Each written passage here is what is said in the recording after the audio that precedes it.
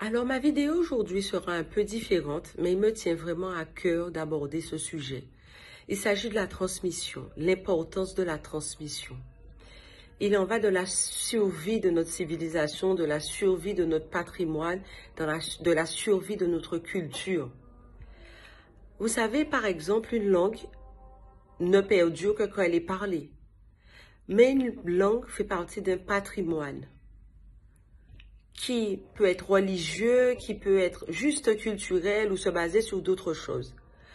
En transmettant la langue, en transmettant le patrimoine oral, en transmettant les pratiques, les savoir-faire, en les aimant, en les choyant, en les transmettant, nous assurons la pérennité de notre culture.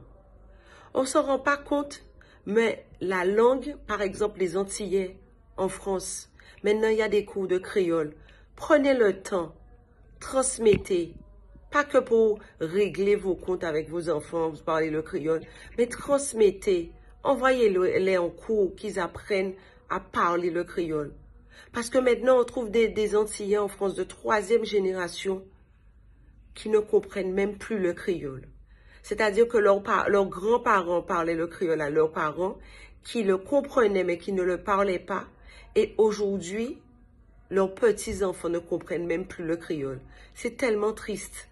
Au-delà de ça, nous avons aussi des pratiques, nous avons aussi des croyances, nous avons aussi des coutumes. Nous sommes un peuple très métissé. Nous sommes un peuple mélangé, c'est notre force. On parle de mondialisation tous les jours, mais notre universalité, c'est notre force. Par exemple, on nous dit oui, on entend souvent dire dans le monde occidental que honorer ses ancêtres, c'est une mauvaise chose. La Toussaint, la fête des morts, c'est pourquoi? C'est pas pour honorer les ancêtres. On enlève plein de jours, ce jour-là restera toujours férié. Pourquoi restera-t-il toujours férié en France? Chacun son combat, chacun son chemin. Mais nous avons perdu en 6 mois, en Guadeloupe par exemple, 2 personnes qui travaillaient pour notre valorisation et la transmission de notre patrimoine. Je parle bien sûr de Nusere Kalala Motunde et aussi de Nikez qui nous a quittés la semaine dernière, qui était ce qu'on appelle un marchand de feuillage, mais un marchand de conseil aussi, un marchand de l'amour.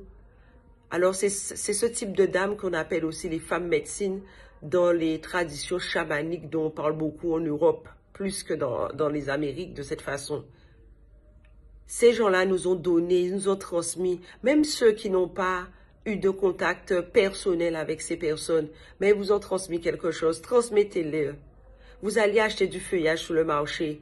À travers ça, vous devez poser 2-3 questions. On vous a parlé. Transmettez cette chose-là.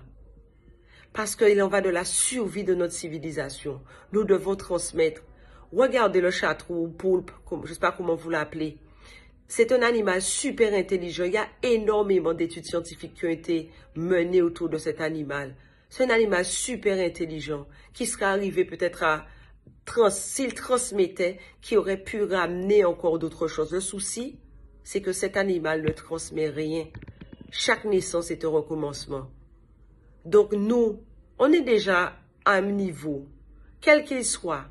Transmettons pour qu'on arrive à un autre niveau et que nous puissions valoriser et surtout assurer la pérennité de ce que nous avons. Il est bien beau d'aller voir ailleurs parce qu'on se dit que l'herbe est verte ailleurs. C'est quelque chose de très humain. Tout le monde fait ça sur Terre.